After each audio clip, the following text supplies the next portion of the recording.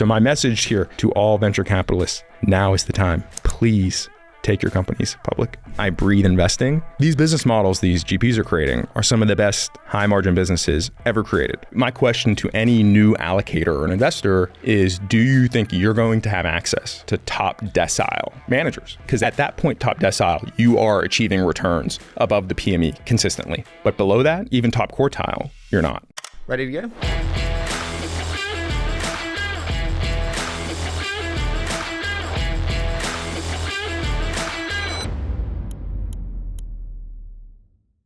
Miles, dude, I'm so excited for this. Listen, we've been friends for a while. I'm so excited that we could also make it happen in person. What no one knows is I dragged you around London for a walk last night and it poured with rain. You were so patient and great, but thank you for joining me, man. Thank you for having me. It's a pleasure to be here. You've had some incredible guests on the podcast, and I'm honored to be one of them. You know what, dude? It's amazing, given the fact that I've known you for a while. And then also, like, in the research for this, learning more and more about you, because I didn't actually realize this, but at 26, you kind of went through a cancer experience, and you're a cancer survivor now. Pretty unbearable to think about, given the fact that I'm 29. Like, just the most incredible strength. How did having cancer and facing your own mortality change your mindset? And I've never asked that question to start a show before. Well, let's dive into it. We'll dive into the heavy and hot. I mean, it's a surreal moment when that happens. I think everyone at that age thinks you're invincible. I did, right? And you get that news and you're in a bit of shock, right? And it was so abnormal to me when they told me I had lymphoma. I said, oh, great. What's lymphoma? I thought it was like a cold. I didn't even know what it was. And they said it's cancer, and it's progressed, quite substantially, and we need to, start a chemo process here within the week. And so, like I'd say most all people, I sulked for about 12 hours, went home, was mad at the world, didn't want to speak to anybody. Why me? And I woke up that next morning, and one of my college football coaches had a great quote that really stuck with me, which was, success in life is 10% what happens to you and 90% how you react when happens to you. And so, I took that running that next day. I said, I'm going to attack this. I can't change the situation I'm in, but I can change, how I react to it moving forward. And so I basically said, cancer can't kill me if I don't stop moving. So I basically started, a pretty insane regimen of workouts. And when I would go in and get my chemo, that was like my R&R. That was my recovery period. I'd get out, I'd start that again, and flash forward 4 months, I was cancer-free, and have been so ever since. Do you remember the moment you were told you were cancer-free? Yeah, it was crazy because I got in there. You get a scan right before, and then you go into the office, and I waited 2 hours in the office post-scan. Usually it's like 30 minutes, and I'm sitting there like I might be like biased towards negativity. I'm like, it's got to be bad news if he's waiting 2 hours. And he came in, he had his arms wide open, and gave me a big hug. It was pretty incredible. Wow, that must be the most special moment. Yeah, it's special, and looking back on it, everyone's had adversity. You've had adversity in your life. A lot of people do. Everyone does. No life is perfect. But there's beauty in the struggle, right? Like that makes you who you are as a person, right? And it builds you into a stronger person. And so the trials of life are many, and I wouldn't change anything. Did it set a benchmark of shit that now everything else seems kind of okay? Oh, I mean, the perspective you have, moving forward after that is one of the great blessings of that, right? Life is an incredible joy and a blessing, right? And so there's not many things that can take me down, mentally at this point. I mean, how on earth does one go from like surviving cancer, beating the odds, amazing, to the endowment model? There we go. I mean, it's a pretty smooth transition from me. Give me credit. I do want to start with just laying the kind of landscape framework for how CMU operates, is structured today. If you think about like a construction that's easy for everyone to understand, how does that portfolio construction look like for CMU today from a top down? From a top down perspective, we manage $4 billion on behalf of the university. And so starting at the highest level, we think of equity and fixed income as kind of the two parts of the endowment. 85% of the endowment is equity, 15% is fixed income. That is our allocation. And we manage to that on a quarterly basis. One step below that then is the sub-asset classes within that. And so our target is 50% of the portfolio is in privates. That's a mixture of venture capital, private equity, real estate, natural resources, private credit. The other 50% is hedge funds and liquids, which the liquids are public equities and fixed income. And so that is the top-down management of the portfolio. Within that private bucket, we have free reign into the underlying allocations within that. So we call it a best athlete portfolio. So how do we find the best risk-adjusted returns globally across all of those different private asset classes so we can have the best risk-adjusted return for the portfolio? When you look at it today, how has that makeup changed over time in terms of where the private distributions or commitments lie? Yeah, so we, from a liquidity perspective, we've been fortunate compared to most endowments where that private equity book has been self-funding the past 3 years. So our distributions have paid for our capital calls over the past 3 years. Now, the sub-asset classes within that have had much different performance. So our buyout portfolio, our private equity portfolio, has contributed the most to those distributions. Venture has been the largest detractor of those, but it's been self-funding, right? So our private equity book at kind of that 50% number has stayed relatively consistent for the past 6 or 7 years. Venture, as the distributions had slowed down over the past 3 years dramatically, has risen as the NAV has risen, but there's been markdowns over the way as well. So when you think about commitment to venture as a whole, what is the percentage commitment to venture as a whole of the endowment? So for us, venture globally is a little less than 25%, the total endowment. So almost half of that private equity book. How does that compare to others like you?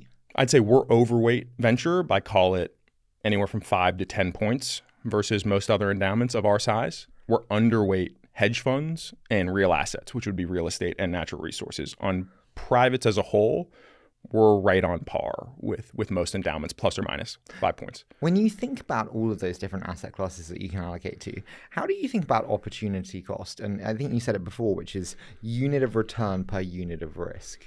Yeah, I mean, we take everything from a lens of risk first starting off. So when you think about the different, private asset classes there, you've got real estate, natural resources, private equity, venture capital, which is a mixture of growth and early stage. Take real estate, for example. This is you could have a, industrial building that does triple net lease rents being leased to Amazon. Those rents increase 3% a year. It's a very stable asset. There's a replacement cost to that asset. It's not nearly as risky. And so the returns will compensate for that. It is not as risky of an asset, right? Venture, picture early stage venture. It's a $100 million fund investing into 2 or 3 people in an idea. That could be a completely new idea. It could be an idea going against big incumbents. The company's not going to be profitable when they start out. It's probably the riskiest asset class you could have. So you want to get compensated. You need to get compensated for that risk you're taking within that asset class. Do you think LPs are getting paid for the risks that they are taking investing in venture? Absolutely not. Why not? We take a very hard look at the data that comes out of the asset class from, there's really good data from call it 98 to today. You look at the median IRR for the asset class over that time period for mature funds, right? So we'll look at the 10 and 15-year returns for every one of those vintages, kind of stopping at 2016, as that's going to be the closest to a mature vintage you're going to get. The median IRR is about 8% net for that asset class, and the top quartile is a bit higher, 15%, but the MOIC is about 2.5x, right? And the big, the difference is when you look at those performance numbers, then on a DPI number, we'll stretch that from 10 to 15 year. Top quartile DPI from 1998, 15-year vintage funds per vintage year up until 2015 is 1.8x top quartile. And so, when we think about those underlying asset classes and our public equity portfolio, we have a public market equivalent for every private asset class we invest in, right? For real estate, it could be VNQ, which is Vanguard's, REIT index. For our buyout portfolio, it could be a smaller mid-cap value index. And for venture, it's the QQQs, the NASDAQ 100. That's been the best performing PME globally over the past 25 years. When we think about though, like absolutely not, you're not getting paid for the risk that you're taking. And then a statement that you said to me before, which is 90% of LPs shouldn't be investing in venture. Who should and who shouldn't then? That's the $1 million question. I think you need to have a frank conversation with yourself. Say you're a new endowment or a new family office, and you say, we want technology exposure, right? You've got two options. You could do that through the public markets. You could do that through the private markets. And so my question to any new allocator or an investor is, do you think you're going to have access to top decile managers? Because at that point, top decile, you are achieving returns above the PME consistently. But below that, even top quartile, you're not. And so that is the question. And I think most people clearly by the data, especially as a new entrant to a mature asset class, are not going to have top decile access. That instantly suggests, though, that you're working on historical lagging data, which is obviously their prior returns, not a first-time fund or smaller micro funds who are in their first vintages. And that is where we see a lot of family offices and even smaller endowment funds playing today. How do you think about that, then? It's a strategy that a lot of people are taking, first-time funds and smaller funds as the incredible performance of, the now multi-stage venture firms they've scaled, right? As that performance has allowed them to. We spend time in that space as well, but it is a place that is quite risky. New funds, small funds, and it's a hyper competitive part of the market. There's thousands and thousands of managers, and specific seed funds, angel funds, operators. And so, you know what I find funny? Sorry, I want this also to be an open and free discussion, but I find it really funny how all LPs love $50 to $100 million seed funds. And when you actually run the maths now on average seed round sizes, that's the worst place to be. The average seed round is $4 to $5 million. To write a check with ownership, you need three and a half. If you want enough diversification, you need 30. And so you need $33 million checks. Well, there's 90. Well, you're not going to have that with a $50 to $100 million fund. It's impossible. So then you either have subscale ownership or subscale diversification, or you do what everyone does, which is like they end up writing tweener checks, like $1.5 million checks. It is fucking hard to get a $1.5 million check in a $3 to $4 million seed round when the best in the world want it. Put a 50K in, but 1.5? My response to that would be consensus seed deals, either a consensus founder or a consensus idea. Extremely hard to plan because the multi-stage firms have all planted a flag at seed and have essentially said, we're gonna, all these seed funds are our shrapnel. Like we're gonna blow your model up, right? We have a much cheaper cost of capital than you, and we can deploy $5-10 million checks at seed when the model traditionally was 2 to 3. But if you're doing non-consensus founders, non-consensus ideas, those rounds are usually non-competitive. And that shows up in price and ownership. And so I'd say that's the question. Do you actually see that in your portfolios? Because I don't actually know what is non-consensus anymore. Like the rounds that were in the old days, they're kind of not now. Like fine non-AI deals, but non-AI deals are still priced incredibly rich.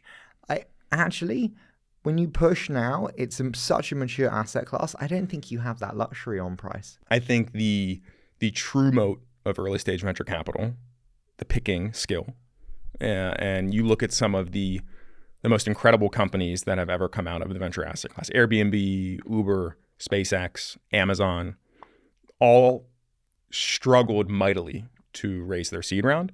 So to your question, is there so much capital available at seed today that that's never going to be the case moving forward?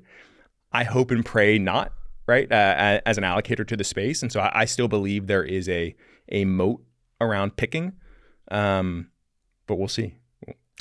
It's so unfair of me. Do you think venture's an access game or a picking game? You're in some of the best brand names. Is it access or is it picking? I think it's both. You have to weigh it out of 100. Ooh, weigh it out of 100. I would say if you are a multi-stage firm that is, deploying large checks at scale, 70% access, 30% picking. If you are a small and nimble early stage fund that is trying to break into the mold, I'm going to say it's 80% 70% picking. I'll flip it. Yeah, 30% access.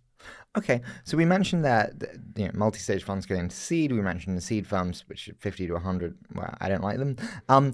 What do you like? When you see a fund come through the door, where are you like, that's straight down the fairway for me, size-wise, geo-wise, hit me? I think for us, the sweet spot is dependent, one, on the GP skill set and what they've done prior, but for us and our commitment size, which at the low end, call it $10 million bucks. Anything from at the low end, we'll do an $80 million fund. At the high end, anywhere from 400 to $1 billion, right? In that range, dependent on the skill set and the track record of the team. But it's very much dependent on the people, what they've done, what they've proven, what they want to do with this fund, and the pattern matching and diligence we can do against that. We said about access and picking. We spoke before this about the pillars of venture. I'd love it if you could just unpack the pillars of venture and how you think about them and where you place more and less emphasis. Yeah. So the 5 would be sourcing, picking, winning, helping, and selling. Selling is going to be the new of those 5, I think, for the asset class as a muscle, as a whole. Do you think your managers have been good at selling over the past decade? Some yes, some no. Some have been better than others. I think, Union Square broadly, and we're not an investor there. We wish we were, but I think they've perennially been the best at selling, and they've got a very strict protocol that they run through, from years 8 to 12 on those funds and with those founders to let them know that they are going to be active sellers. So some have been better than others. Do you think managers should distribute shares, stock? Do you think Sequoia are right that the evergreen fund structure, they are best placed, they have asymmetric information? How do you think about that? We like them to distribute cash versus stock. Reason being, if they distribute stock to us, there is sometimes a time lag between when we sell that and when others sell that. And so there could be a 1% to 2% pricing discrepancy on that versus them distributing cash. Day one is quite easy. They sell that entire book immediately and they distribute that to all their LPs equally. Do you think the last generation did a good enough job selling in the 21-22 vintage? Clearly not. I think that's a pretty easy one. The one thing I'll say is the reason it got so crazy was the public markets were pricing growth assets for an 18-month period at, the median ARR multiple for a software company was 20 times. And if you were a top quartile grower, it was 40 times, right? And so everyone looked at their models and thought their company was going to be worth 2-3x what it was in 3 years. And so you had public market comps to support your reasoning of holding stock. But that all changed very quickly. Do you believe managers' books? We all come back with these prices, in terms of the marks on our books, which is where we mark our portfolios, latest valuations, Do you think managers are accurate enough in how they price their books? Certain ones, yes. Certain ones, no. Who's the best? Usually the multi-stage firms, think your perennial like Excels or Sequoia, they're taking very aggressive discounts on basically all of their securities. Even if it's a great company that is maybe achieving even a higher price on the secondary market, they're still going to hold that at a 20 to 30% discount, right? But we, 2021 caused us to create new muscles in regards to underwriting as a group as well. And so for any re-up or any new manager we diligence, we'll look at the top 10 company NAVs within that general partnership. We'll underwrite those companies ourselves, and we will, on a rough approximation, determine, are these assets extremely overvalued? Are they undervalued? Or are they fairly valued? I think my biggest worry is actually we've got a generation of marked books where they're like, oh, it may not be the 5x fund, it might be the 2.5x fund. I'm worried that it's not even going to be that. Do you think there's a realization amongst LPs of bluntly the dire nature of some of the books? Look at the data. I quoted that Cambridge data to you. A top quartile TVPI is 2.5x. Top quartile DPI is 1.8x. One thing that really pisses me off, because I do some LP checks when I meet managers, is like, listen, I don't know if we're going to do like an 8x, but we'll definitely do a 6x. And I'm like, do you know how hard it is to do that? Brutal. Any things that managers say in early meetings with you where you're like, oh no, just don't say that? When I've had a few manager meetings where folks come right out and proactively say how easy what they're doing is and how much great access they have in the great performance that they will have, and that with the market they play is just it's just like shooting fish in a barrel. And that is always to me like, all right, we're gonna stop this call early. Just that kind of hubris, knowing, I mean, this is one of the most competitive asset classes in the world, and we look at returns of everybody, right? So we see how hard it is, like you said, to achieve, a 6x net fund. So that's definitely a big one. Starting at the start of I'm jumping around so much, but I love this. Fuck it. We said about the 5 pillars. Starting at the start of that process, we've got the access element or the sourcing element. How many managers do you actually think have like proprietary sourcing, where you're actually like, I see, they see shit that no one else does? I think the premier funds on Sand Hill Road and in London, such as yourself. Well played. Thank you for that. You're welcome. Yeah. I think there is no systematic sourcing strategy. It's the partners and the brands are so strong, and they're so networked in the S tier founder community that they're just going to be a first call for a lot of these firms. I think if you are doing a more esoteric strategy, such as bootstrapped companies in in Australia or some of these tertiary in Pittsburgh, right? I think you can build like automated CRMs to maybe track some of those companies that are going to be off the radar of your traditional Silicon Valley firm. But I think those more traditional firms, the brand and strength of the partners, I don't think there's much systematic sourcing strategy there. The thing I think when you are such a tiered brand name is you just become a de facto meeting in the fundraise process. Whereas like before I sign the term sheet, I'm going to go to Index, Excel, Sequoia, you name your firm, but you just want to be one of the flag posts. I'll always remember Pat Grady saying to me a brilliant thing, which is he's like, people think that, we're so successful, and he's so humble, which is why I love him so much. He's like, people think we're so successful. Harry, pretty much every software company that goes public, we've missed that we're not in because we do see a lot. That's on us. And I thought that was A, incredibly humble, but B, the flagship, they see everything at some point in the journey. 100%. Yeah, I mean, those partnerships have stood the test of time, clearly. When you think about like proprietary access where you actually buy it, who stands out most to you? On the sourcing side? Yeah. Well, I mean, like, So I'd say like the Partovi's. Ali Partovi. The dude is in like... Yeah, that fund is incredible. What the Cursor. What the fuck? A few others, yeah. Amazing, Tim. I'm so pleased for him. But like that stands out to me. Any for you? It's become such a crowded market. There's so many alternatives. You've got South Park Commons. You've got Ali Partovi and their network. You've got YC. You've got Techstars. You've got 1,000 seed funds. I think outside of maybe a few like Ali, I think sourcing broadly, and I'm willing to be wrong here, but I think there's a lot of luck involved in sourcing. You're just hustling. You're going out, you're getting emails from friends, you're getting emails from partners, you're taking as many meetings as you can. You're on a call with a Harry, and he's like, "Wow, Harry is fucking unbelievable. I'm gonna dive into this." And it's the magic of venture, right? I that's how I think I see most of it. I agree with you, which is why in some respects I do think it is a young person's game, because it's about pounding the pavements, being there, showing up at 7 a.m. and that takes youth in a lot of ways. Picking is the next element, really difficult to unpack in a lot of ways. Who do you think is the best picker that you know? I love the way Mike Maples discusses picking and the way he thinks about these companies that are, going against the grain of the universe and are inherently, not going to be super attractive or super hot because it is against the grain and it is, dysfunctional against the way that, our human minds work today. I'll never forget. I mean, when I first heard of Uber, I thought it was the stupidest idea I've ever heard. I mean, that's how I'd be a bad venture capitalist. I mean, I was in, late in college. I'm going to get in some random person's car and they're going to drive me. Same with Airbnb. I'm going to go to some random person's house. I'm just going to sleep in their bedroom.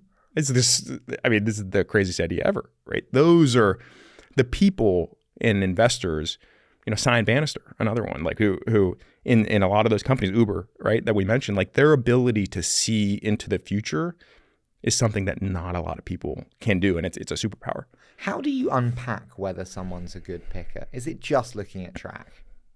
I think it's looking at track, understanding the true thought behind what were they thinking when they made that investment and when they met that founder. And then, we speak to founders. And so we want to hear from their side of the story as well. What was that pitch like with the broader community? They'll usually tell you, no one would even pick up the phone for us, right? No one would respond to our emails. And, Cyan or Harry, sat down and they had a blink in their eye and they saw the idea. They believed in us before everyone else did. We really want to understand the depth and granularity of those stories. Do you often get bad references? Yes. Do you? Yes. Wow. Yeah. I mean, the way we think about referencing, when we do a new fund, we're looking for at least 20 references calls, right? 20 reference calls. And we'll take 5 from the GP, which those are the worst references we'll get, right?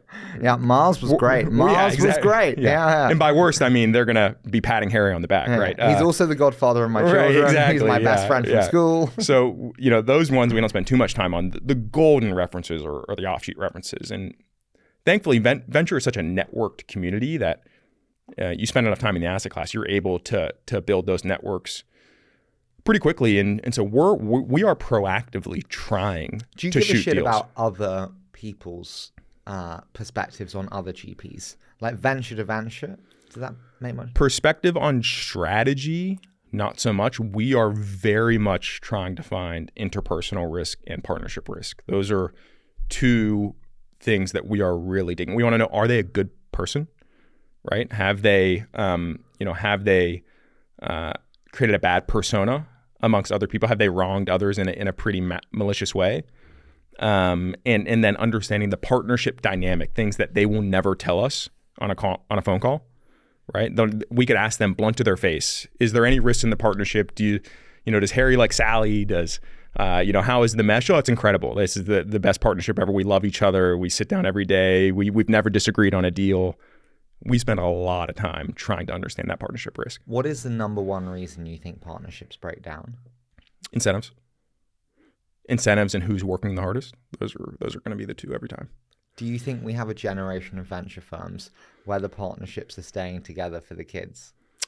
I personally think you've seen partnerships. What's the word I'm looking for? Implode?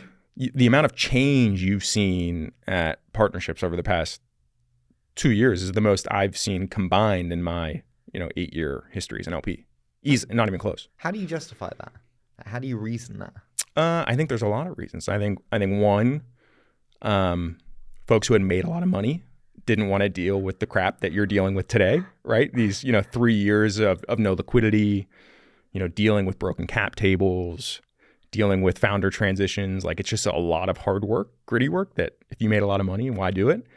I think two, if you're a newer GP, you were promised a certain amount of compensation for your role, and part of that was variable carried interest. That carry has evaporated, right, as performance has come down, and now you're getting paid 70% less than what you thought you were. And so why not start fresh? Why not start with a new book, or why not start my own firm? Why not start your own firm? We're seeing a lot of spin-outs too. Do you love spin-outs? I think they're drastically overrated. Yeah, we historically have not done many, if any, spin-outs. Call it from, your tier one, maybe clean spin-outs, right? Kevin Hart's at A-Stars is a new partner of ours. He was at Founders Funds for a few years. He wasn't there that long. He was still... And he was kind of tinkering on the side. We both love Kevin. He wouldn't mind. He was always a founder. Yeah, exactly. And so, we traditionally have not done many spin-outs. When you think about getting a good read on that, time helps.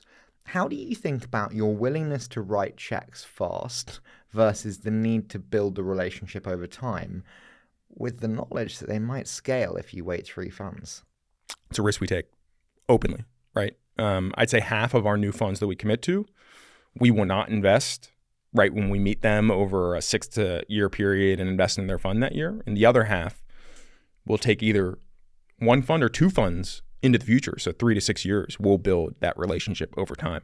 And so, the way we think about it is if you're in an early stage venture fund, it's going to take at least 15 years for that fund to be wrapped up, probably 18, right? To be fully done, all positions liquidated. And when we back a new manager, we want to back them for at least 3 funds. So call it 25 years of an illiquid relationship.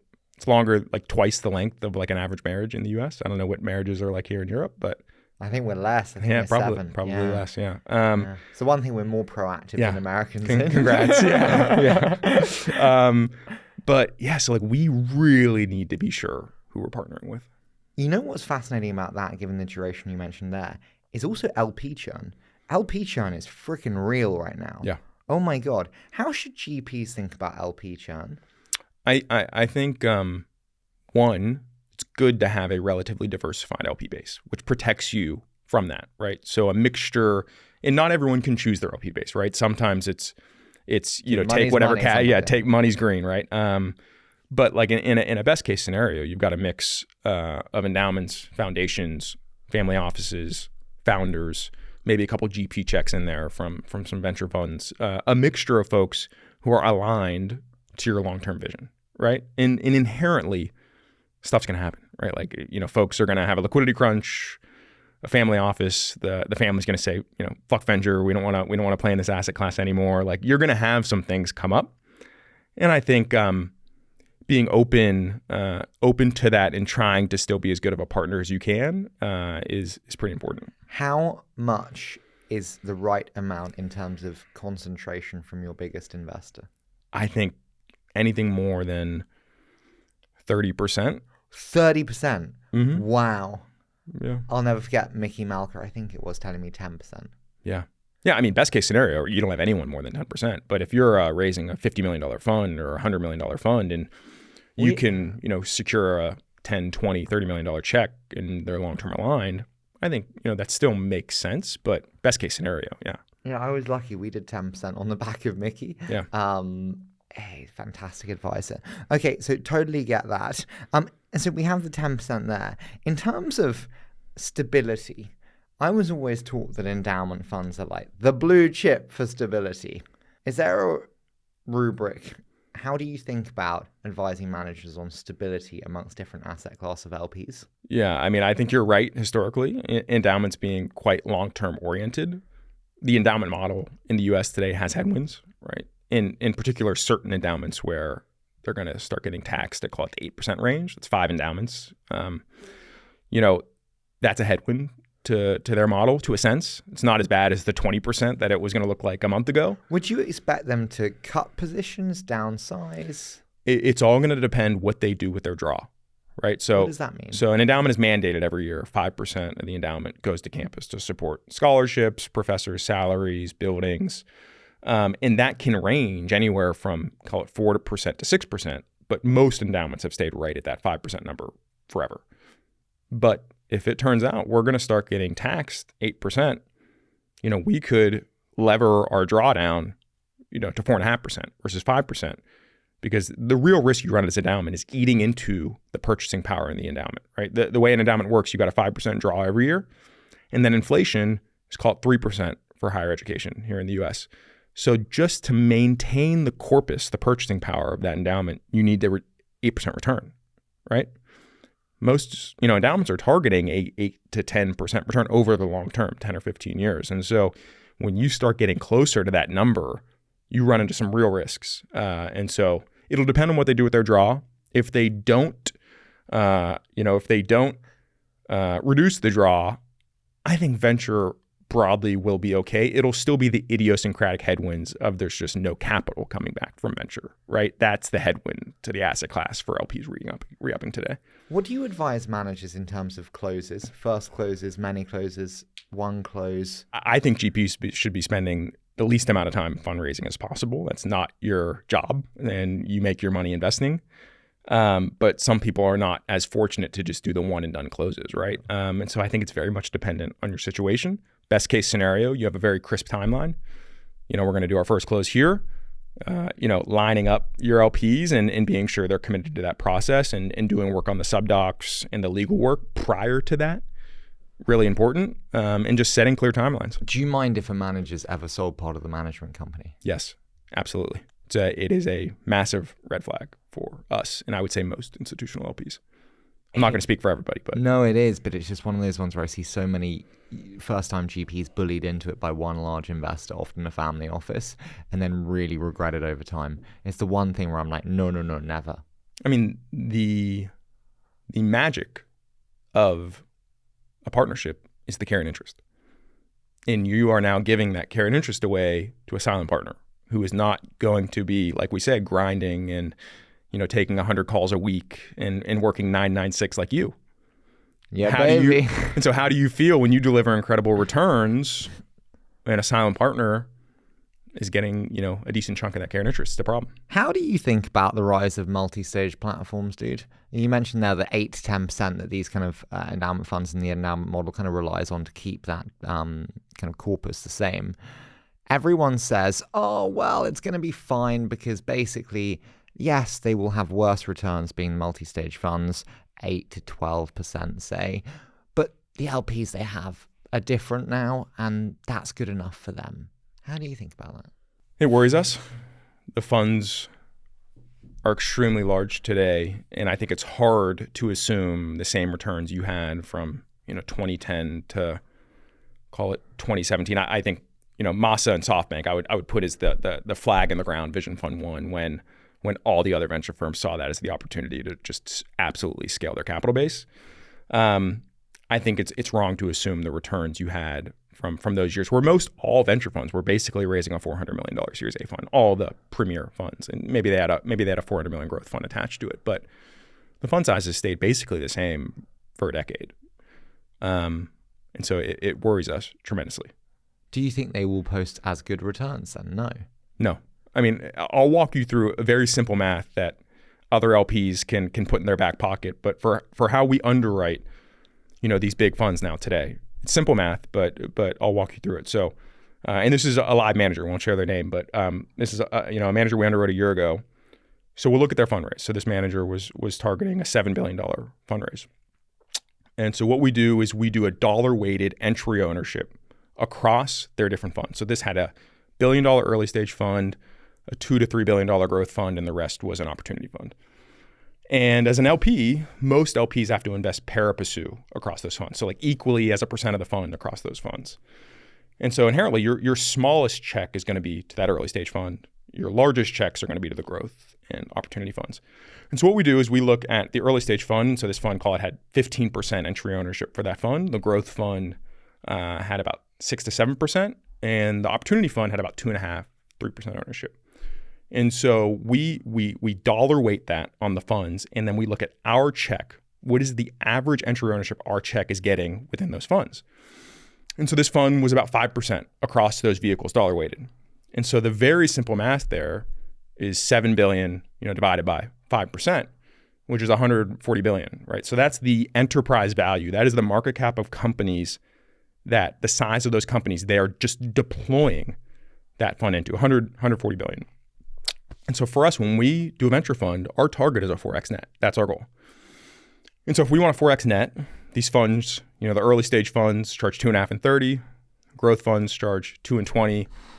So you're going to need a 6x gross at least to get a 4x net on that fund. So, 140 billion, times 6, you're close to, 800 billion of market cap needed to return a 4x net for those multi-stage funds. Now, for reference, 2021, the best exit year of all time, there was 850 billion-ish of market cap exit value from that year. Okay, you need an entire year of IPOs in M&A just for this, one manager. Clearly, it's going to be broken off of numerous years, but that's a staggering number. My counter to you there would be you're assessing performance today on the current outcome size, not projecting forward to what it could be in 10 years' time. In other words, now we have, you'll correct me, 9, 10, $1 trillion companies.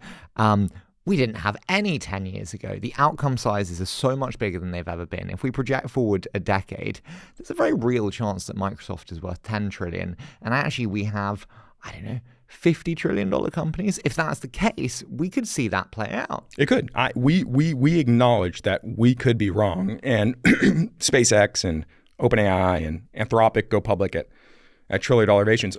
What we look at, and like I said, this is backwards-looking data, but we'll give you a few data points.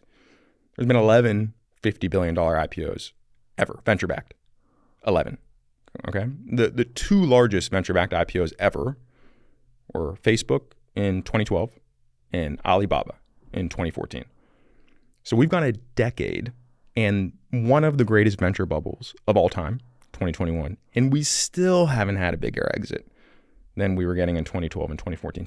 So my guess is that a $100 billion IPO over the next 10 years is still going to be a generational outcome. And so the question I throw back is, do you think there's going to be 10, 20, $100 billion plus IPOs? I do not think so. You look at the trillion. Well, I think there'll be 10, 20, way more actually, $100 billion plus outcomes. Because I think what I find so worrying right now is, bluntly, there are so many exciting companies that I would love to be a part of, whether it's your Anthropics, whether it's your OpenAIs, whether it's your SpaceXs. Just can't get access to them, given the extension of private markets. These are all companies that would be in the $100 billion IPO price range. Stripe, SpaceX, OpenAI. Those are all $100 billion companies today, for sure. But where does the rubber meet the road there? At some point, the liquidity can has to be passed to someone who goes, fuck it, I need it. Yeah, and even still, I think, 2021 is a good learning opportunity.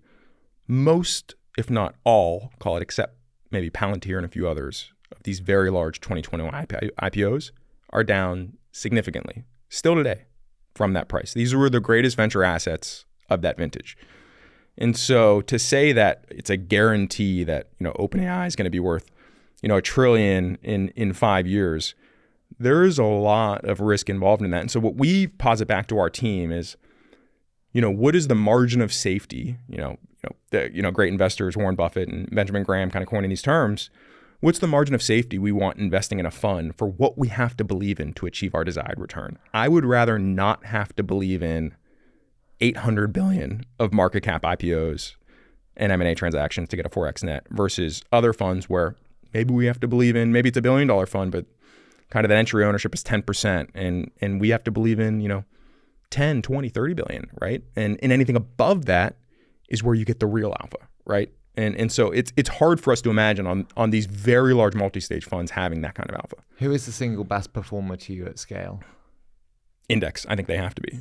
I mean, the performance they've put up in the last 12 months is, in a market that is as bad as you hear in the news and from all the folks on the podcasts, the performance that they've delivered and are delivering here in the future is unbelievable. I mean, largest shareholder in Figma, largest shareholder in Dream Games, largest shareholder in Wiz, second largest shareholder in Scale AI, Revolut.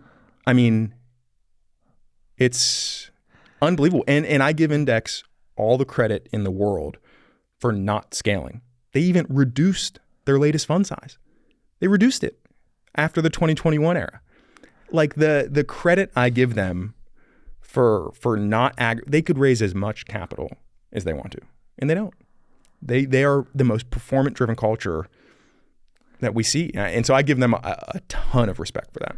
Danny has been unbelievably good to me since I was very, very young, 18, 19 years old, which I think is testament to him helping the next generation amazingly. Fuck, it's annoying though, isn't it? It's like the perfect kid at school. It's also really nice. My question to you on the back of that is, do you think they're in for a hard time, and not singling them out, but the funds that are in that $1 billion to $2 billion range, where they're sizable, but they're not that sizable? When you're GC, Lightspeed, SoftBank, your cost of capital is just like to throw out a $10 million check, and it's like, thanks for the coffee. When you're in the index range, you're not one or the other. You're in the middle ground. How do you assess and think about that? I absolutely think they will continue to survive and thrive at that range. I think you have enough capital to write big checks, right? So you can participate in the abnormally large seed, Series A, Series Bs. And you have enough, it's a limited amount where you can still drive extreme power law outcomes within the fund. And I think the the performance-driven culture and what that brand stands for, being, the backer of some of the most generational companies of all time. And you had Vlad on the show recently. You should ask him, why did he go back to index for his new math company, right? He could have gone to probably a cheaper source of capital and gotten... Mickey told him to fuck off. He probably could have gone to a cheaper source of capital and raised from Masa at SoftBank or General Catalyst or you name it, right? But just to be clear, you don't actually inherently believe in that fund size range. You actually just think index is so good. What do you mean? Like, you don't love the $1 to $2 billion fund sizes. You just think the index are so good that they'd make anything work. Well, I mean, most people, right? Most funds can't raise $1 or $2 billion, right? So most are inherently going to be in the lower end, and then the ones that can, they've had good enough performance. Most of them scale. Have they? Most of the big funds have not got great performance. I think so. We've looked at all of their returns. I mean, these people deserve to raise larger funds, right? I mean, they've produced really strong performance. So when do you say enough's enough? I'm out. It's too big. It's not my game. I think, one, we lean on the math, right? Where even if you do own 10% of a generational $20 billion outcome, which is still going to be Figma, generational company. It's probably going to, we'll see where it prices, call it 20 to 25 billion.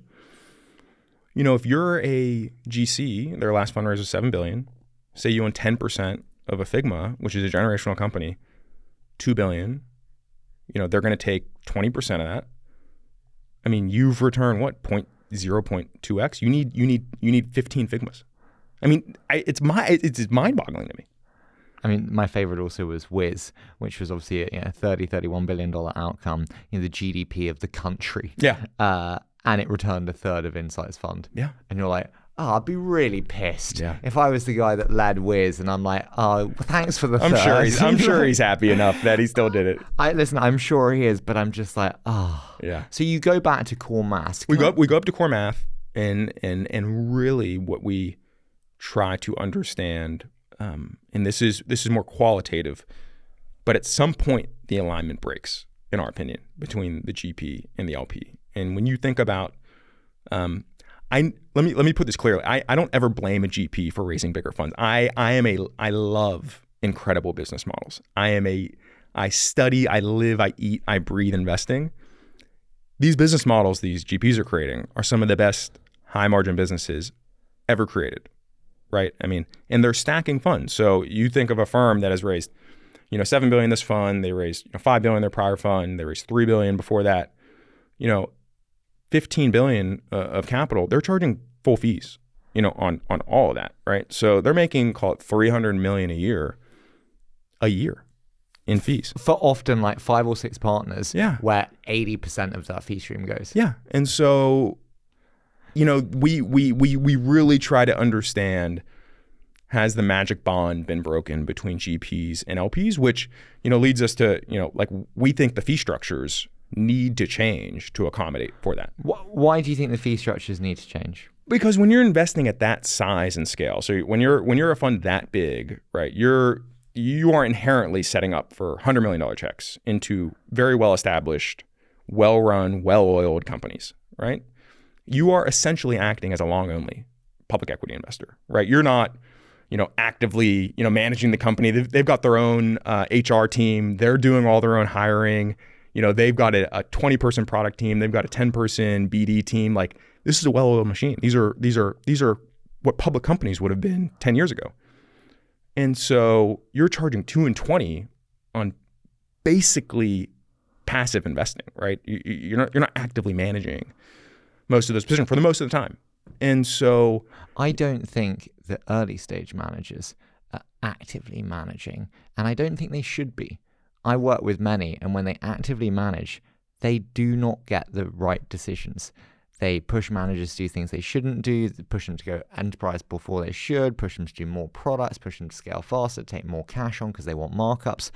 I think you want passive. Yeah, but you still need the fees for that in a $400 million fund, right? You need a team to go out and meet all of these people. 100%. You need an office to bring these people in. So like with a $400 million fund, Harry, like you're not become a billionaire off of that, right? No, You're not. sadly. Yeah.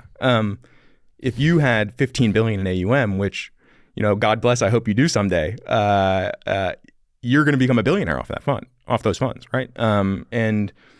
And that's the difference, right? Is you need that capital as a true early stage venture capital firm. They're utilizing it. So I get you totally, but fundamentally leverage is everything. And these firms can raise the money and without changing the fees. So they not just go, dude, thanks for the advice, fuck you. Yes, absolutely. So we're never going to get this fee structure changed. The performance. Like, do you puke when you see 3 and 30? Yes. Yeah. Yes. And that's nuts. Yeah, it's remarkable, right? But you suck it up and pay. But this is the Renaissance tech, right? The best hedge fund of all time. They were so good that at one point I think they were charging like 60 or 70% carry and like 20% management fees. And they kept increasing it. They kept increasing carry and increasing managers to incentivize their LPs to get out of the fund because they wanted all the capital for themselves. Like, the performance is so good that folks would pay them whatever they wanted to be in that fund. And so what's hard for us to understand today is, like, I shared the performance data with you. The performance is, you don't look at that data on a $7 billion fund and think, God, like, we will pay whatever we need to get into those funds. And so what our hope is, and the hedge fund industry went through this cycle after the global financial crisis, where there were thousands upon thousands of hedge funds. They were all charging 2 and 20. Performance was incredible for a very long period of time. All the funds increased competition. Returns came down. The global financial crisis happened.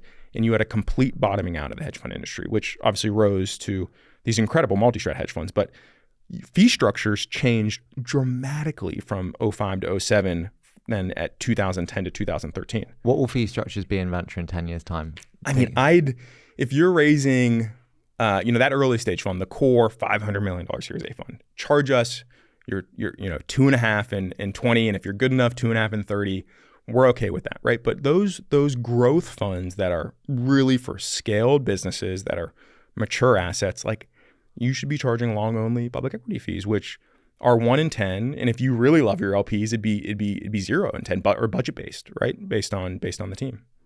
But 10% carry, I mean, that's the number for a passive long-only investor. Going back to the size and we scale out of you, so to speak, when you're too large, is there ever a case for LPs where it's like, you know what, fuck it, you've made us so much money before, even though we may not believe, like, we're in for loyalty? I think certain LPs, yes.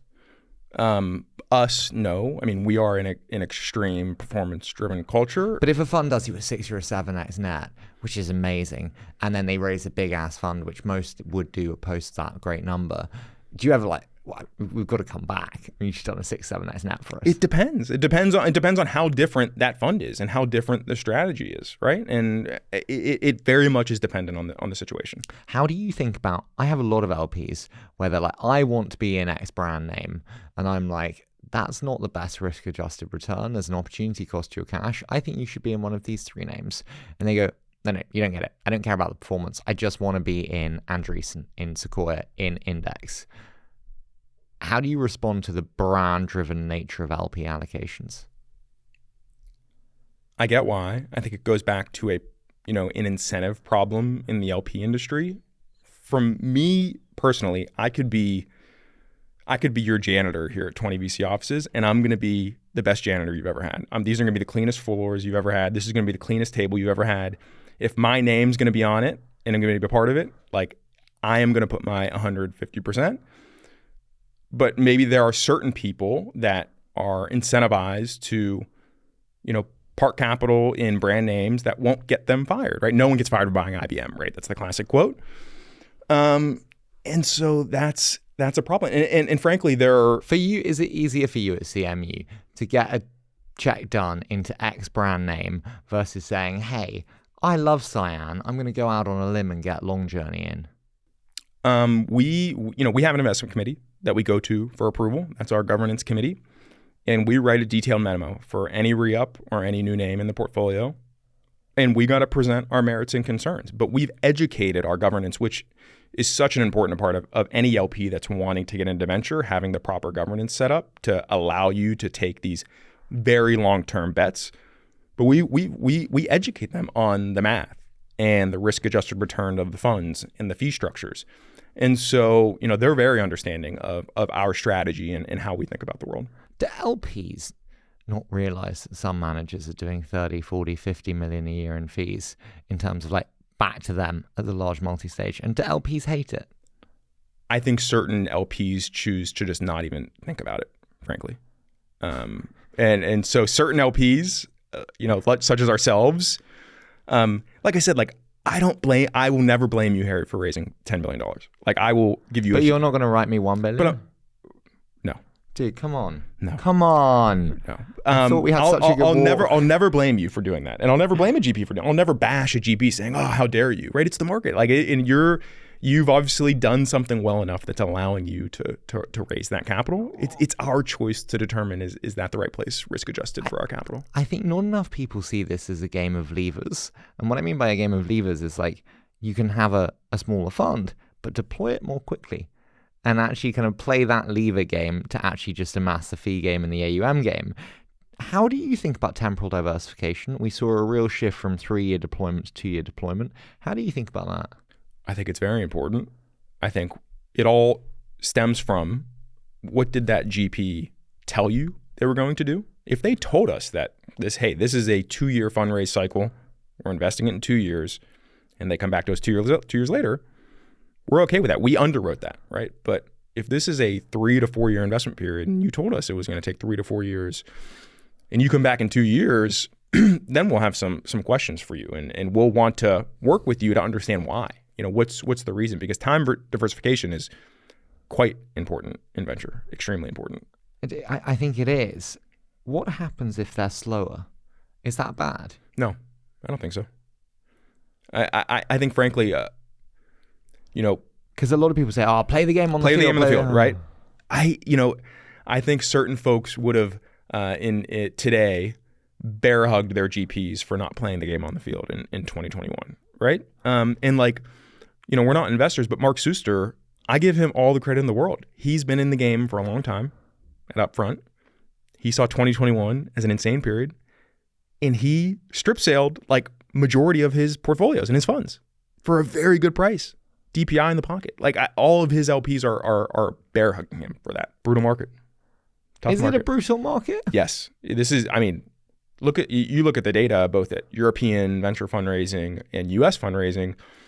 We'll see what, Q3 and Q4 look like. But in the US, this is going to be the lowest year since 2017. In Europe, same. So it goes back a bit further, maybe to 2016. But it all goes back to liquidity. What's the takeaway to that? Is that the lack of liquidity? Is that the concentration of capital to a few number of names you've scaled and just eaten up more of that dollar allocations? What is the kind of conclusion from that? I think there's a lot of different reasons. I think the main reason is liquidity, right? It's, 2002 to 2004, you had more dollars raised in the public markets from IPOs than you did from 2022 to 2024. And with an asset class 10 times the size. And just for reference, the dot-com bubble, it took you 13 years from the peak of the dot-com bubble to get back to par on your public equity position in the Qs or the NASDAQ. That was a real downturn. It makes, obviously 2021 look like pennies. And you had more IPOs raised the 3 years following that, right? And so something clearly is broken in the industry, given how bad the liquidity was over the past 3 years. And I think what really frustrated LPs is you watch the public markets continue, especially the factor exposure of technology, has done tremendously. And I am not a believer ever that the IPO markets are closed. It's purely a function of price, right? And so that is the problem. Folks paid significantly too high prices during the peak. Growth has slowed down, and there's not much of a market for a $100 million ARR SaaS company growing 15% with break-even free cash flow when you can buy Microsoft growing top line at 14%, growing earnings at 17%, with real GAAP profits, buying back 1% of the company every year with the strongest competitive moat in the world. People get frustrated when it's oh, no one's going to give me 8 times ARR, 10 times ARR for this business. Well, look at the alternatives of what investors could invest in of a similar factor to your company. I think PE is not coming to save us like everyone thinks it will. I think people always also have lower expectations of what it takes to buy good companies. Like you said there, you need to be 20% grower and profitable. And there are so many companies where they're bluntly at 10 and not profitable. That's a tough spot to be in. Yeah, I mean, we look at the data, right? So historically... How close do you get to the underlying portfolio companies? Very close. We ask for trending revenue, trending gross profit, and trending free cash flow for the top 10 NAVs of every fund we underwrite. Wow. Does every LP do that? No, definitely not. So when you look at that, do you think you are able to predictably tell good managers in real time? Yes. Really? Because they've got great assets. Even though you have the ones like Circle, say, where for years it's like, maybe, like, okay. Yeah. And then it turns into an absolute freaking monster. There's always going to be an extreme distribution right tail outcome in these funds that is going to be impossible for us to underwrite, right? And that's the beauty of venture capital. So we acknowledge that. Like we're not going to, our valuation of the company, we know it's probably going to look, quite different 3-5 years down the road, but we just want to know, are these good fundamental businesses that are growing in value and that give us conviction in that these are going to be real durable businesses one day. How did you analyze the Yales and the Harvards doing sales of their venture portfolios? I think there's a lot of factors that go into it. One being the headwinds we talked about to the endowment model. But you look at Harvard selling $1 billion. It's a $50 billion endowment. I mean, so $1 billion, it's not like some monumental thing for them. That's probably just a refresh of the portfolio. But I think there's real lessons learned. I mean, there was an article out today about Yale and CalPERS. CalPERS was the buyer, a piece of Yale's portfolio. And I was on the phone with our CIO this morning, so just take a step back. We had a venture capital fund that we committed to in 2012. This fund was in its tail life, 13 years old. We hadn't looked at this fund in 3 or 4 years. There was one asset left in the fund. It was basically fully realized. And we have a great analytics team and an analytics system that tracks our underlying portfolio companies, but the companies have to be over $1 million in NAV to us for us to be it in our system. And so this company wasn't even showing up, Circle, the company we're talking about, in our system because it was below $1 million. Flash forward, they were holding it, the manager, at a 30% discount. Like I said, you saw it on TV, no? I was reading the S1. Yeah. My son woke me up one morning and I was up early. And so I'm reading the S1 kind of as just, for fun. And I'm looking through the cap table and I see our GP on there. And I'm thinking, oh my gosh. And so I go and start looking through the quarterly reports.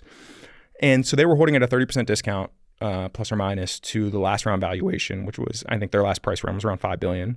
So call it, $3.5 billion-ish valuation. And, you look at Circle and it's a $50 billion company today. This is a 13-year fund that is essentially going to do an extra 3 turns on the fund in its 13th year. Unbelievable.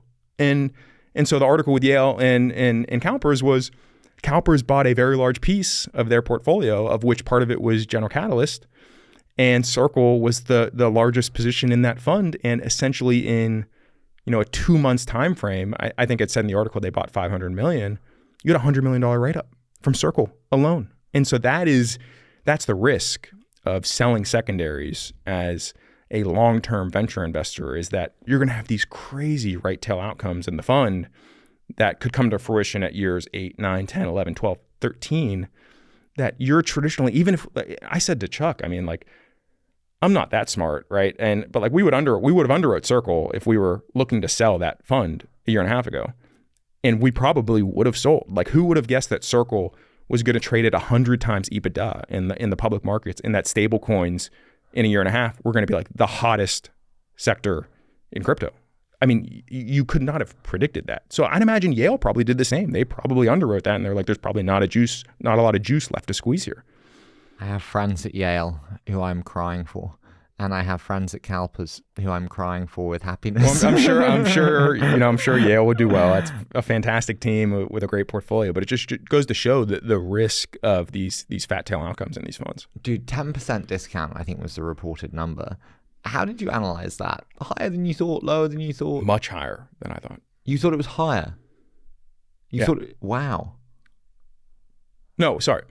Wait. I think it's a good deal for them. It's a great deal. That's Yeah. what I meant. Yeah, sorry. Yeah, so it's fantastic. lower. Lower, yeah. Fantastic deal. I not knowing the underlying GPs in that fund and not knowing the mix between, buyouts, real estate, or venture, I would have guessed, Yale's got incredible managers in their portfolio, right? So they'll have some pricing power. I would have guessed 20%. That would have been probably the number that I would have put on the board. Do you think we will see many more of these large institutions doing strip sales of their venture portfolios? I'm not sure. I mean, certain ones with real liquidity needs, I think they'll have to, right? And so that'll be a forcing function. But still, I mean, there's not a ton of secondary capital out there that's going to be able to swallow all of that NAV, right? So if every billion-dollar endowment comes out and says we're selling 10% of our venture book, I mean, the pricing there, it's a supply-demand market, right? There's only so many buyers. You said about kind of the liquidity problem and that kind of being a driver in terms of the brutality of the fundraising market. Scale, Wiz, Dream Games, Figma, Revolut Secondaries, Circle, CoreWeave, Hinge Health, which IPO'd, Chime. Are you just drowning in distributions now? We are thankful to say that we're now self-funding in our venture book this year, which is give us a round of applause. I mean, it's the first time since 2021. So that's a positive. But on the flip side, there's still a lot of liquidity that, sure, it's been announced, but the Wiz deal, right? That's going to be a Q1 2026 event, right? That's got to go through FTC approval. Figma hasn't gone public yet. Dream Games said in the article they've got to get European approval for. So you for think that deal. 2026 will be a year where that liquidity really hits? Yes, and what's exciting me is, and this is a crazy statement, right? So it's not that I agree with this statement, but don't worry, it's just me and you. Yeah, exactly. For the longest period of time, private market capital was cheaper than public market capital, which is the most mind-boggling statement as like a fundamental investor ever. Like, it's hard to fathom that, right? But that was the case. And so that is why the best companies in the world didn't go public, because you could get a cheaper cost of capital. You didn't have to do quarterly earnings calls. You didn't have to go through all the hoops to go public. Why would you go public? We speak to founders. Like, we understand why they don't want to go public. But the public markets are now pricing risk very differently than they have over the last 3 years. You look at Circle, you look at Nebius, you look at CoreWeave, you look at Palantir, you look at Cloudflare. Like, these are all businesses trading at extremely healthy multiples. So my message here to all venture capitalists, now is the time. Please take your companies public. My question to you on the back of that is, Rory O'Driscoll from Scale always laughs at me. He says, my favorite thing about Harry, he goes, yes, so what about me? And I specialize in that. So what about me? Okay. If we have this liquidity dropping in 26, the year, does that mean 27 you'll have a load of LPs flush with cash coming back to the venture asset class going, let's fund some more funds?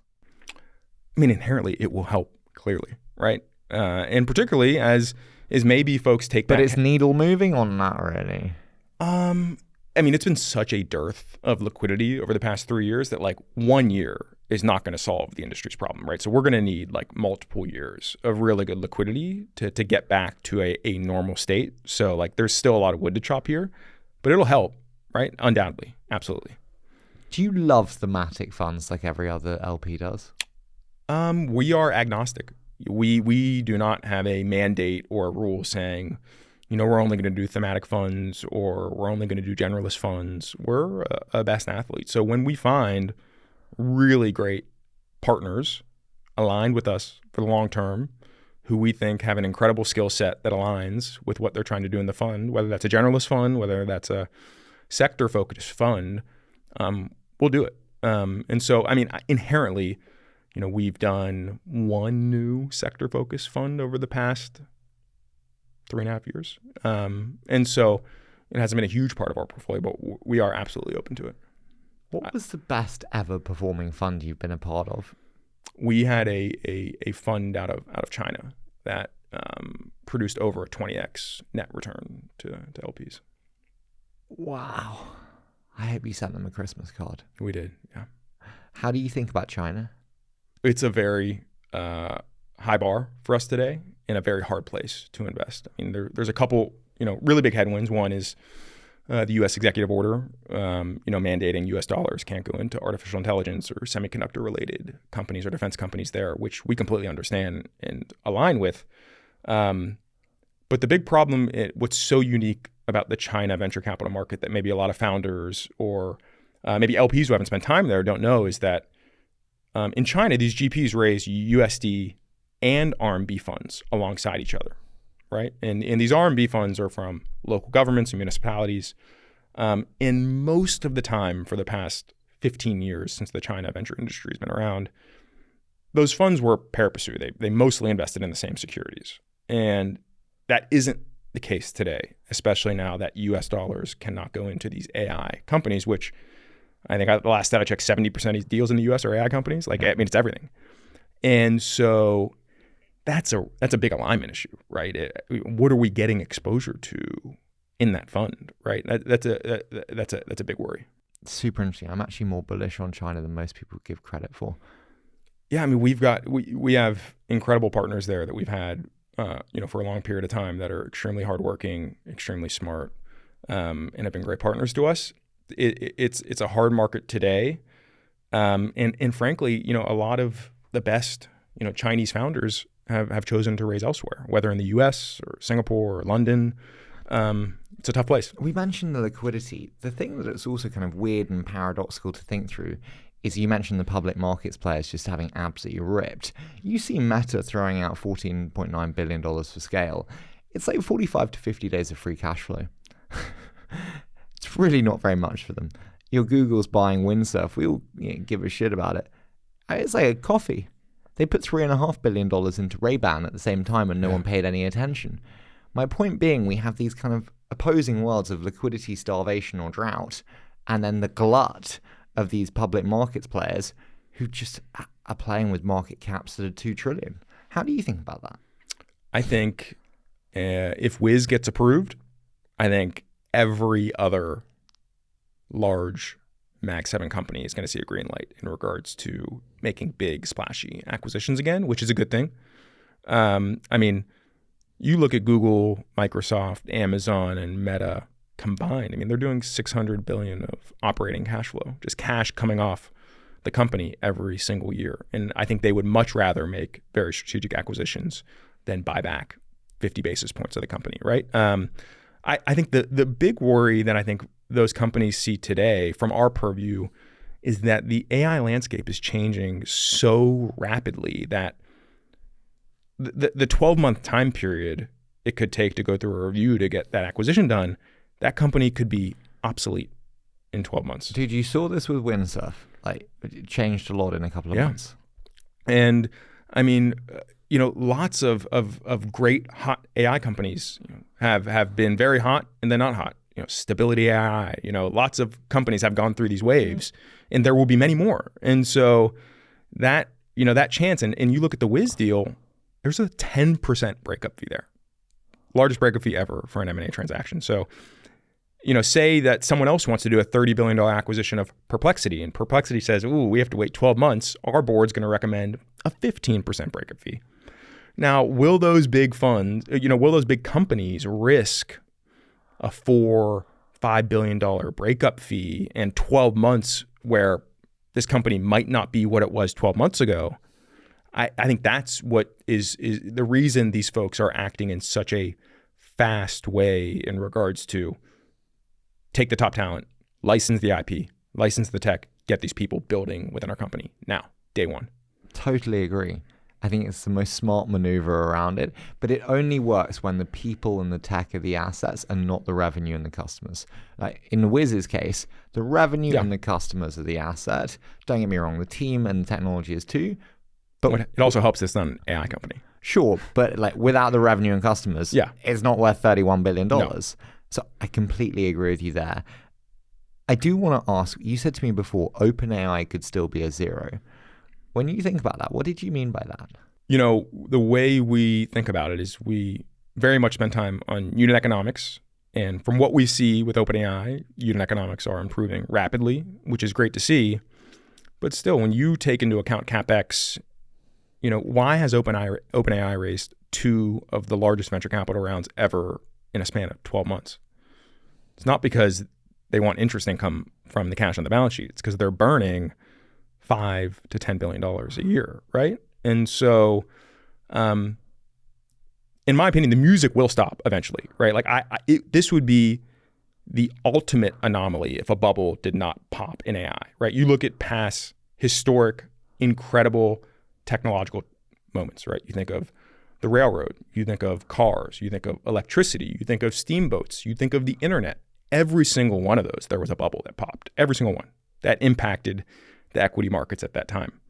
So like, it's inherently for the long term, it's a good thing, right? Like it shows that this AI thing is real and people are going to overinvest. And so I would find it extremely anomalous if there was not a bubble that popped here. And so if folks align with a bubble will pop eventually, if you do not have control of your own destiny, and if you're sitting like OpenAI and your pref stack, what's their pref stack today? 70 or 80 billion?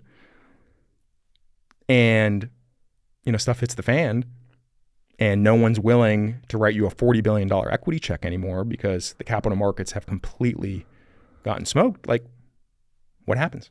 Do you think there is a chance that happens that honestly, like when you look at like SpaceX, I have so many. SpaceX is self-funding. They don't need cash. That's what I mean. So, and you look at Google and Meta, right? When they went public, Google and Meta had like 30 to 40% GAAP operating margins, right? These were the most profitable companies ever. They had complete control of their own destiny, right? So capital markets, whatever happened, it didn't matter. They could not be killed. SpaceX cannot be killed. Starlink has reached escape velocity. That's a very high margin product. They do not need cash. They're doing secondary tender offers. OpenAI needs cash. Will OpenAI and Anthropic be independent companies in 5 years' time? To say like slam dunk, these are going to be $1 trillion companies 5 years from now, like there is a lot that can happen within that 5-year period, right? And so we would say there's still a good amount of risk in both of those businesses. If AI Masses kind of talked about this before, about kind of AI's impact on global GDP, and if it hits 10% GDP productivity growth, then it's about 10.7 trillion of a $107 trillion labor kind of segment. Do you think AI will have that global impact on GDP within the next 10 years at that scale? 10 years gets closer to, I thought you were going to maybe say 3 or 5, which I'd say no, right? I think these technological transitions take a pretty long time historically to bleed into GDP creating industries and to impact, everyday's life versus, OpenAI is obviously an incredible company, but like they burned up all their GPUs in April because people were making like emojis, right? They were making like cartoon figures on the app, right? Like that's not like a GDP boosting product to me. And clearly like they're making inroads, right? But like all these things take time. But I think the problem is time is not your friend. When you look at the hyperscalers, just take them for example. You look at 2024 to 2027 estimates, it's $1 trillion of CapEx they're putting into the ground. And then you add on ventures and industry, investing, say the run rate's $100 billion here in the US, and 80% of that's going into, AI companies. Now, sure, not all of those are going to be CapEx intensive. Maybe some of those will be application companies, but like that's a lot of money. And to invest that sum, if this does not come true for 10 years, there will be a lot of pain. We spoke about NVIDIA. This is why I would push back on your thoughts on NVIDIA, which you said that's too highly priced. If you believe AI, you buy NVIDIA. I do not think that it's too highly priced for the business today.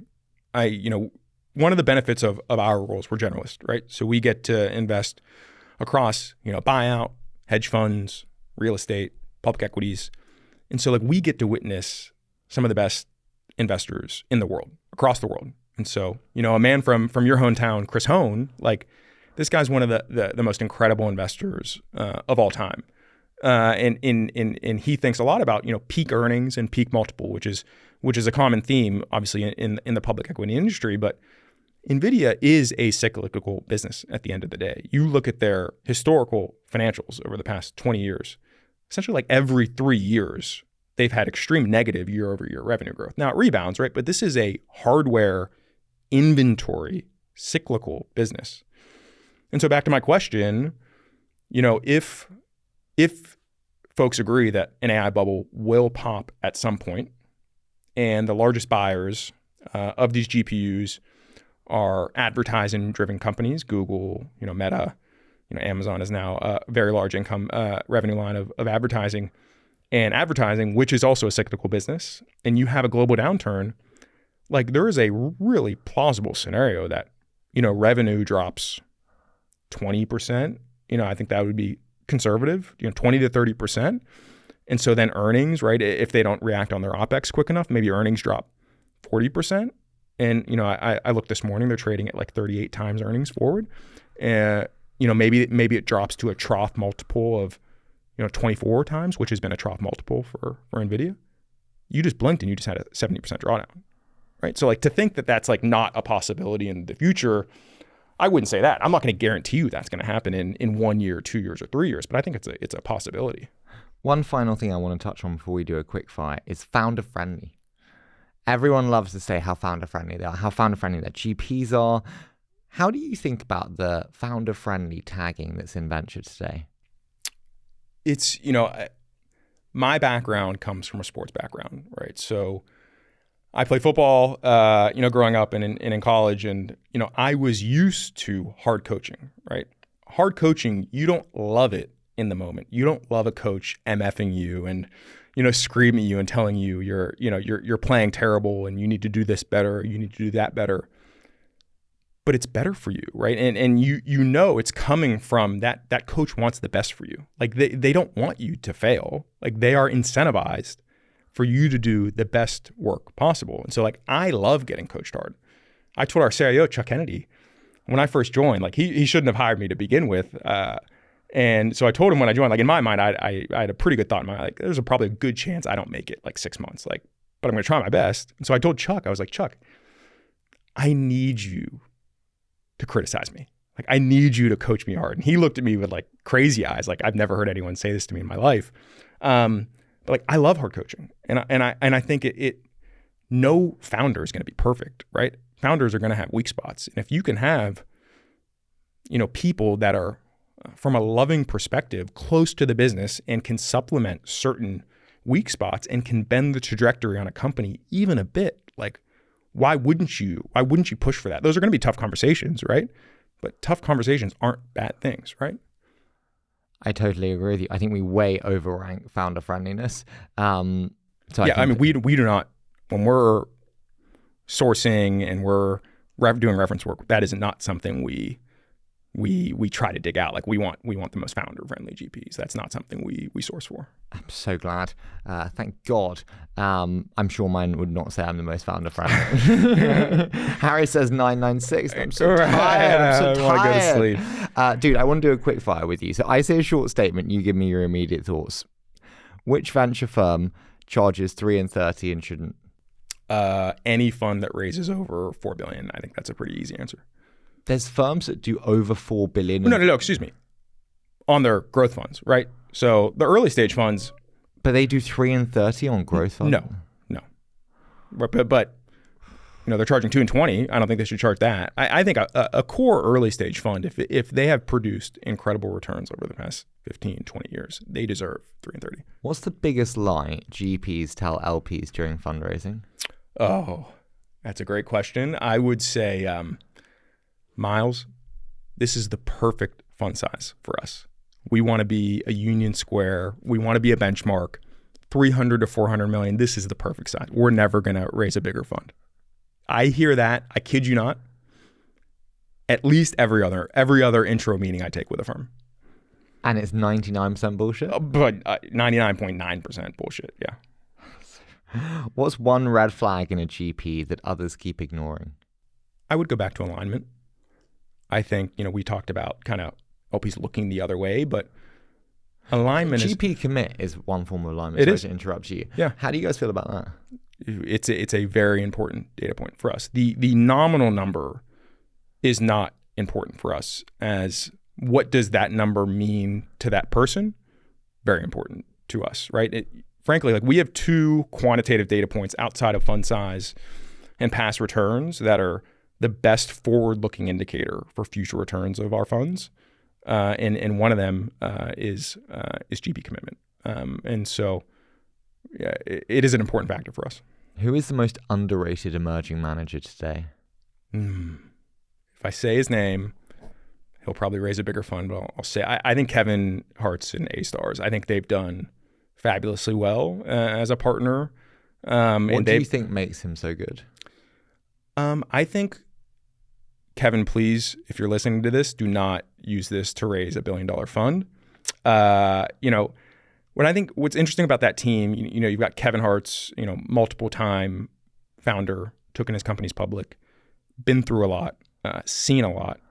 You've got Gotham, who was, COO, CFO of Uber. You've got Bennett, who did some incredible deals at Co2. And I think it's a very heavy team, a very powerful team for a right-sized fund. I don't think there's many of those funds around, frankly. And so I think their ability to have really premier access that traditionally a multi-stage fund is going to have 99% of, I think is pretty rare. When you think about a fund investment decision that was a mistake, what did you not see that you wish you'd seen?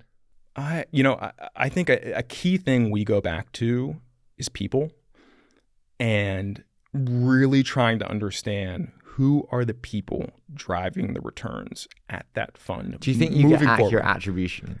That we've gotten much more sophisticated on our reference work. We build our own attribution tables, right? So that is another a huge red flag and lie that we get from, it's not an outright lie, right? But they will give us attribution, and you have one partner leave who retires or goes to another firm, and you're getting this attribution from this new person who clearly we know was not the partner on this home run deal, right? We understand why they do it. They have to assign somebody to it, but it could be very misleading to a new LP coming into that fund and saying, oh, these incredible partners who led these incredible deals are all still here. And so we, through reference work and through longevity, we build our own partner attribution. Would you rather back a 25-year-old first-time manager or a 55-year-old unicorn founder?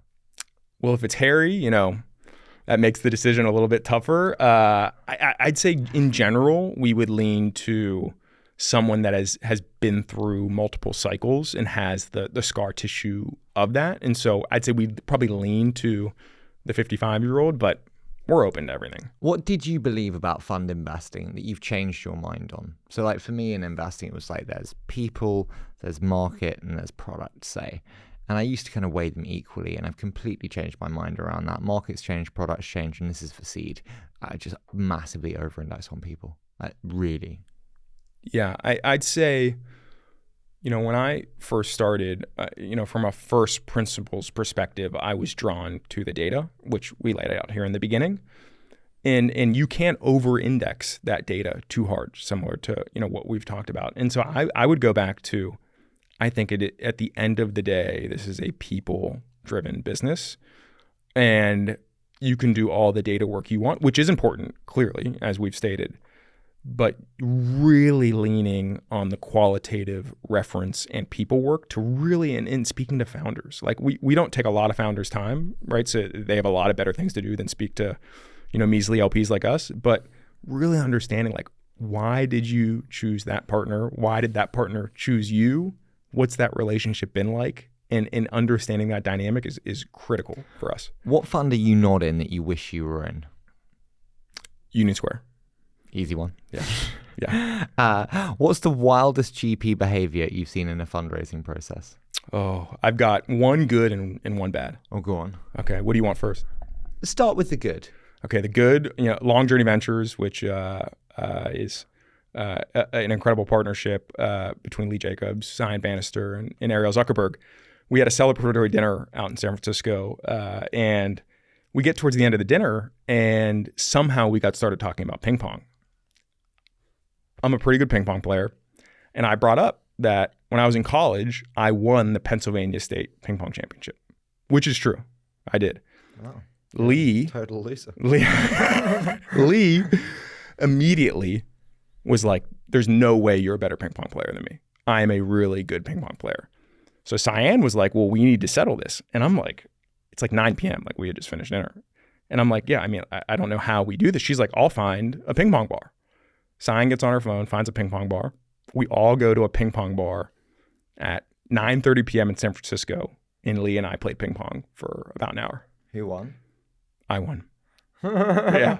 And then you wrote the check. Yeah, exactly. And we got a discount on management fees. Yeah. If he beat you, check cancel. Yeah. That is unbelievable. Yeah. I also love the Americans. So you're like 9 o'clock. Yeah. Dinner was finished. Yeah. So in Europe, it's like Just start. That's when you start Yeah. drinks. Yeah. That's so funny. Yeah. The bad one, I mean, this one forever stands out, was we underwrote a manager in 2023 that was holding OpenSea at 13 billion, which that one was like. And you questioned them on it? Yeah, obviously. And they came back? They said we're going to revise our valuation policy and we're gonna revise that mark. that was a crazy one. Yeah. Dude, that is absolutely wild. Listen, I so appreciate having you in the studio. I so appreciate the friendship. This has been so much fun to do. So thank you so much for joining me, man. Thanks for having me. This has been a blast. We could talk about it all day.